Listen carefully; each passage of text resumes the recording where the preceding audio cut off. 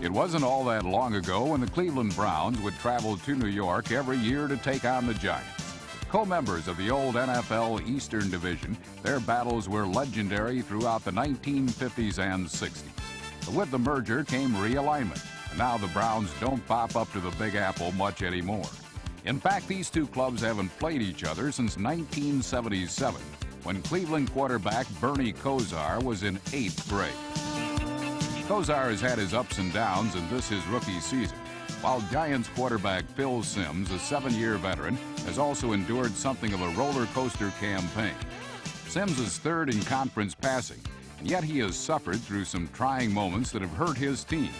But the Giants have been at or near the top this season, thanks partly to Simms and also to running back Joe Morris, who has fought off all challengers to become New York's premier ground-gaining threat. It would be a game where Morris would get a chance to show just how good he has become, matching up head-to-head with Cleveland's runners and their number 2 ranked rushing unit that has bulldozed the AFC.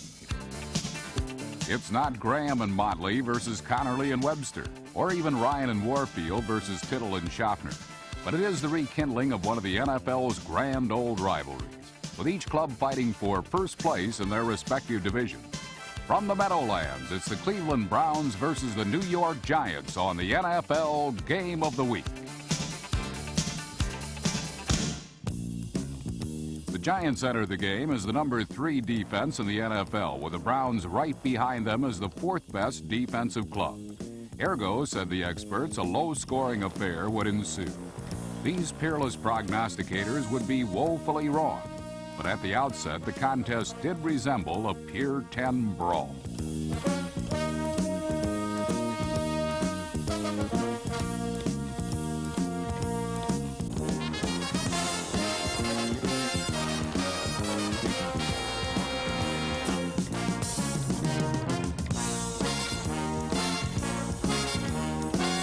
The Giants got after Kosar, who was starting because veteran Gary Danielson was nursing a shoulder injury. The Giants took their lumps too, as the first quarter showcased physical play from both sides.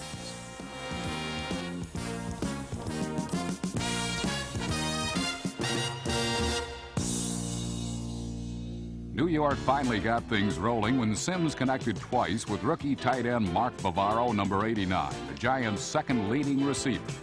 It sparked the first of many profitable offensive marches that would be seen throughout the day.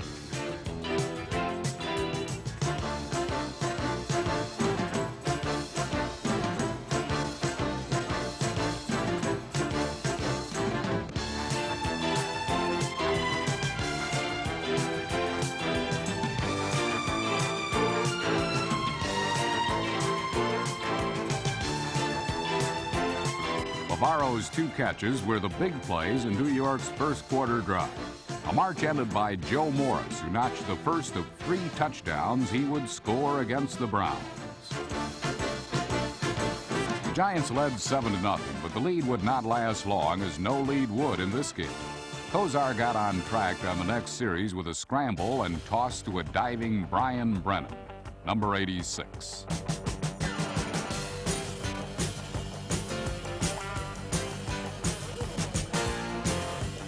Then Kosar turned things over to the Big Mac attack. That, of course, is number 34, Kevin Mack, who in one quick play showed why he is the Browns' top ground game.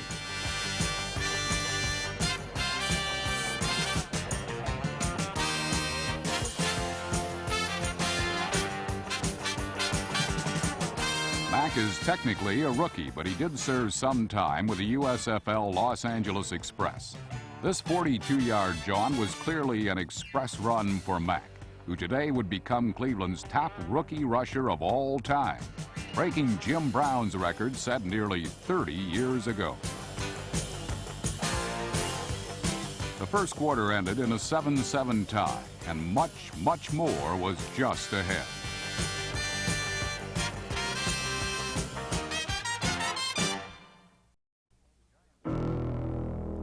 The Giants responded to Cleveland's score when their rookie runner, George Adams, number 33, blew over left tackle for a 39-yard advance.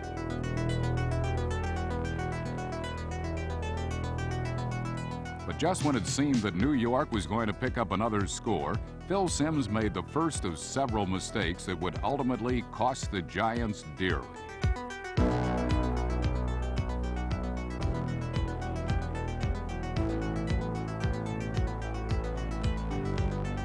Number 29, cornerback Hanford Dixon swiped Simms' offering and put the Browns in solid field position.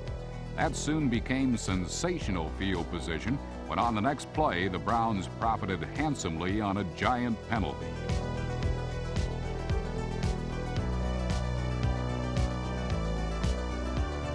The officials ruled that safety Terry Kennard had interfered with Brian Brennan, placing the ball on the 2. From there, Ernest Biner, number 44, swept right in, and Cleveland had regained the lead at 14-7.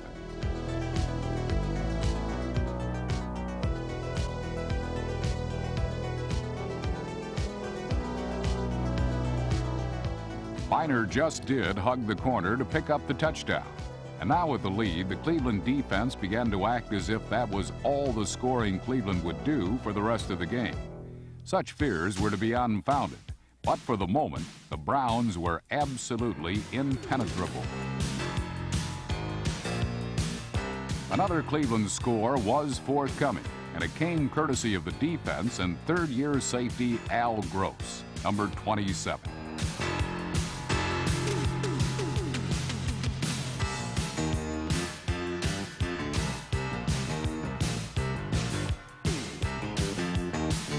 Gross's 37-yard return for a score was the first touchdown of his NFL career, and the second big mistake made by Phil Simms in the half. When Simms tried to hit Joe Morris on a sideline pattern, Gross read it perfectly, then picked up the easiest of touchdowns.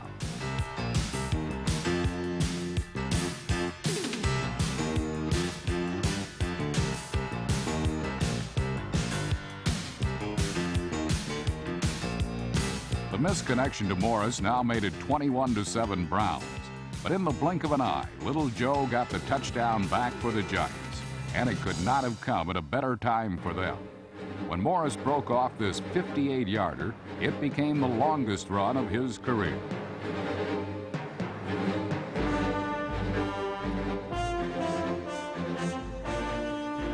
With this performance, Morris should soon become only the second player in Giants history to rush for 1,000 yards in a season, joining Ron Johnson.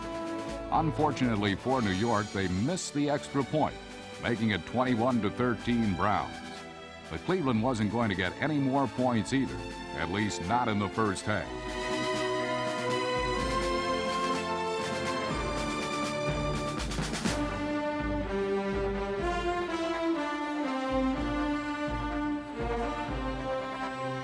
With Kozar and company effectively out of commission, the Giants got the ball back with a little over a minute remaining in the half.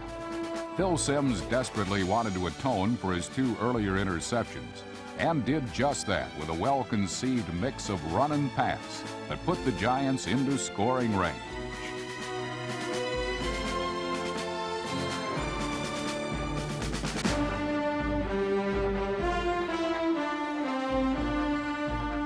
After a quick hitter from number 30, Tony Galbraith, Simms became a one-man gang, first passing, then running his way into Cleveland territory.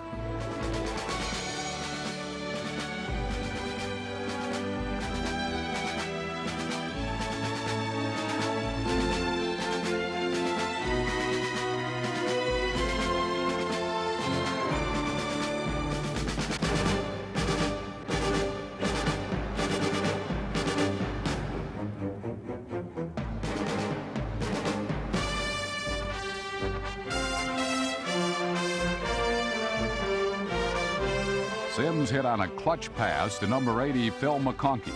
And then with only 20 seconds remaining, he hooked up with number 88, Bobby Johnson. And the Giants had closed the gap to a single point.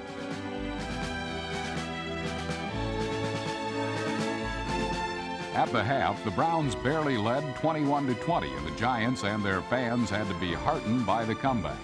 But in the final 30 minutes, the denizens of the Meadowlands were in for a crushing conclusion. In 4 previous defeats, the Giants had lost by a combined total of 11 points.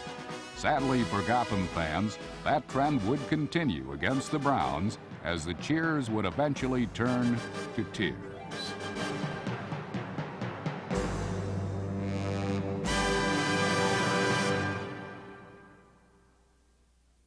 The Browns defense, one of the finest overall units in the NFL, had been burned at the end of the first half as the Giants marched 80 yards in 6 plays rather easily. That score had made it a one-point game and stung the pride of Cleveland's defenders, who began the second half cutting 5'7" Joe Morris even further down to size.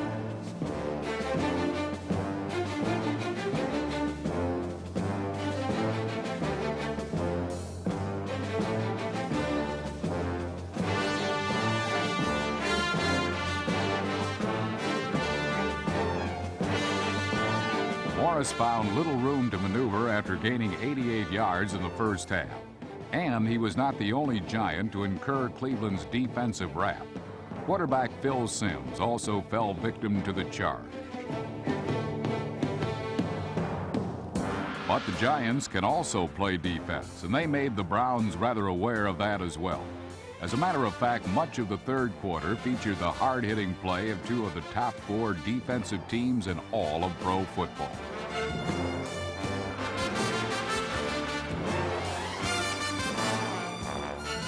Trailing 21-20 at home, New York needed to generate some offense to take control of this game and remain in the first-place tie with the Cowboys in the NFC East. Midway through the third quarter, the Giants did, using the passing of Simms to a variety of receivers, including Maurice Carthen, number 44.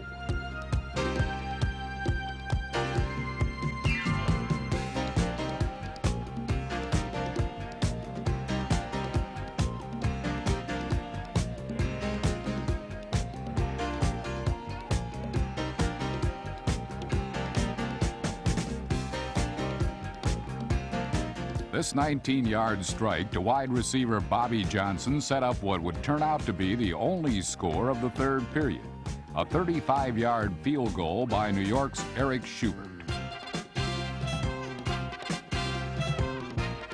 Schubert's three-pointer gave the Giants a 23-21 lead. Schubert's role in this contest would take on monumental proportions, particularly in the game's final moments. But for now, his field goal initiated a stretch of play in which New York seemed to take charge, both offensively and defensively. With Bernie Kosar struggling against New York's outstanding defense, the Browns turned the offense over to veteran Gary Danielson, whose shoulder injury had limited him to spot duty for the last month. Danielson, however, proved to be no better at solving the Giants' defensive riddle. Late in period 3, he nailed Terry Kennard, number 43, with a strike that the Giants safety returned to the Cleveland 15.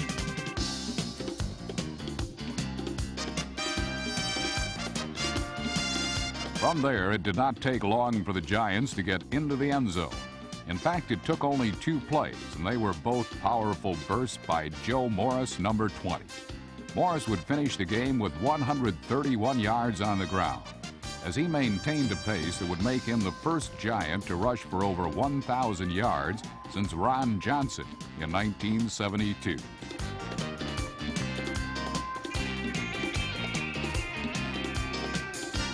Morris's third touchdown of the game on the first play of the fourth period increased New York's lead to 30-21 and seemed to put the Giants in the driver's seat.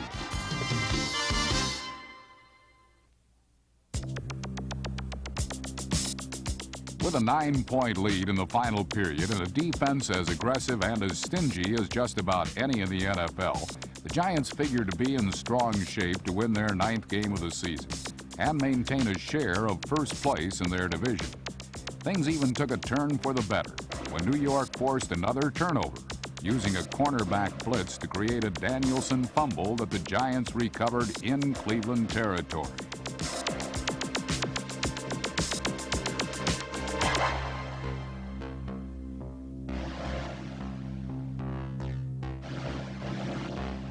The result, however, was only a field goal, not a touchdown, as the Giants, in what may well have been the game's turning point, could not fully capitalize.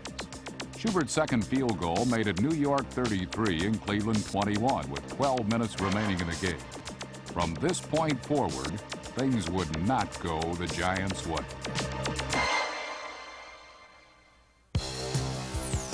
Gary Danielson had to be the man on the spot for Cleveland. The Browns, like the Giants, are fighting for first place in their division, the AFC Central. They cannot afford to lose games in which they had built up a 2-touchdown lead. With time now a factor, Danielson's teammates responded to his leadership, and the veteran quarterback directed a quick 6-play drive that featured 3 Danielson completions, beginning with this 29-yarder to Ozzie Newsome.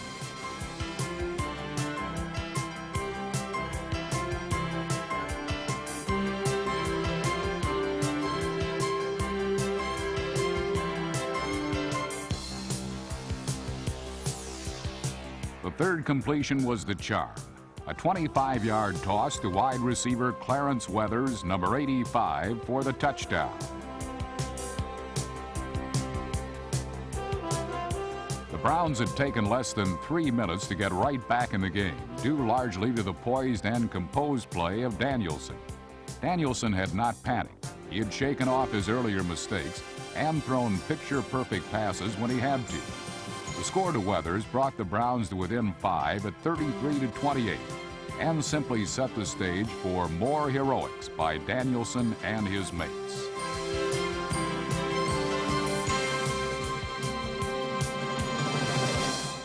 With 7 minutes left in the fourth quarter, the Browns got the ball back, and they proceeded to grind out a tough offensive march that featured some hard running by Ernest Byner, number 44.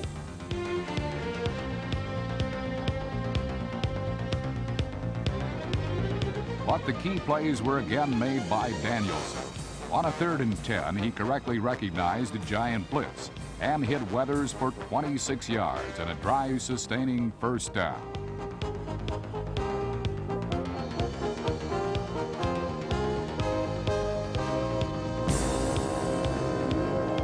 Then on an even more critical 4th and 2, Danielson coolly went to a secondary receiver in Byner over the middle.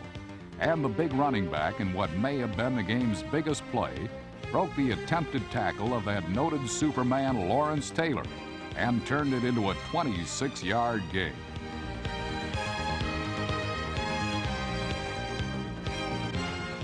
With the game on the line in the fourth quarter, the Browns' offense, not among the league's most explosive, had made big play after big play against the 3rd best defense in the NFL. The final one came with less than 2 minutes to go, when Byner, not to be denied, scored from 9 yards out. The Browns had taken the lead 35-33.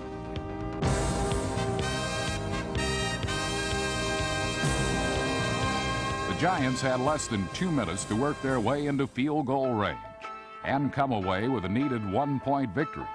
Phil Simms led New York on a march highlighted by both improvisation and crisp offensive execution.